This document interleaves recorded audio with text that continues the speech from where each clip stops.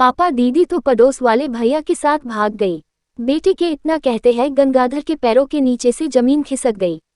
वे अपने 18 वर्षीय बेटे के कंधे का सहारा लेकर खड़े रहने की कोशिश करने लगे। कुछ देर बाद गंगाधर की दोनों बड़ी बेटियों के फेरे होने वाले थे।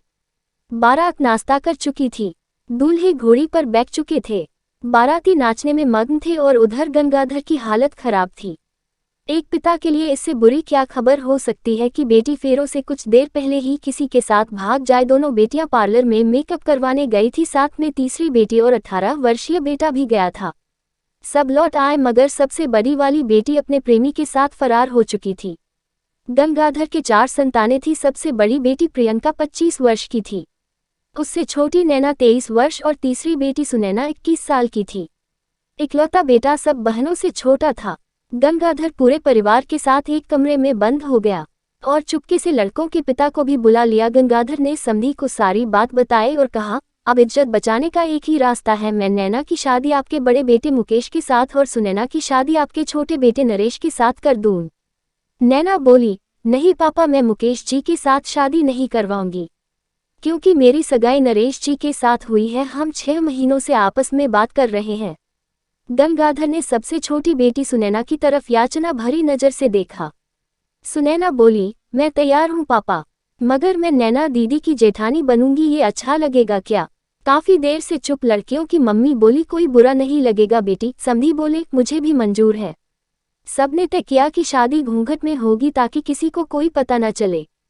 फिर धूमधाम शादी हुई। किसी को भी पता नहीं चला कि प्रियंका भाग गई है और उसकी जगह उसकी सबसे छोटी बहन सुनैना ने फेरे लिए हैं।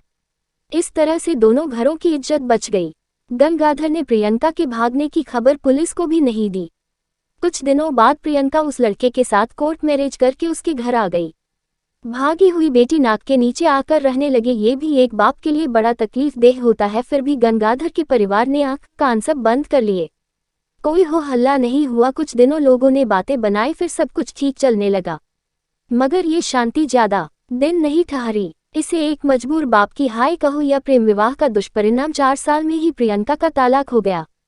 तालाक के बाद प्रियंका पिता से घर में जगह देने के लिए खूब गिड़गिड़ाए, मिन्नतें की, मगर गंगाधर ने उसे घर में जगह नहीं दी। आज प्रियंका उसी शहर में एक किराए का मकान लेकर रहती है। रिश्तेदारों के नाम पर उसके पास कुछ भी नहीं है। माँ बाप के लिए वो मर चुकी है। जिस प्रेमी के लिए उसने पिता की इज्जत दांव पर लगा दी थी, उसने भी उसे मंझदार में छोड़ दिया। गंगाधर की दोनों छोटी बेटियां अपने पतियों के साथ एक अच्छी जिंदगी जी रही है। कहानी का मोरल यही है कि प्रेम विवाह वो भी घर वालों की मर्जी के विरुद्ध 100% असफल हो जाता है, क्योंकि उसमें समझाने वाले रिश्तेदार नहीं होते।